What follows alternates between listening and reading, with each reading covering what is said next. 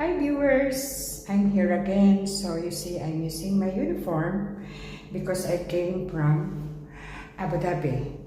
So because I am in duty now, actually I want to show you, okay, I want to show you I am in the bathroom.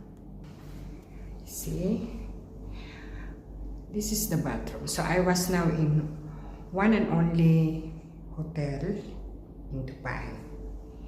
So, by the way, it's very nice, you see.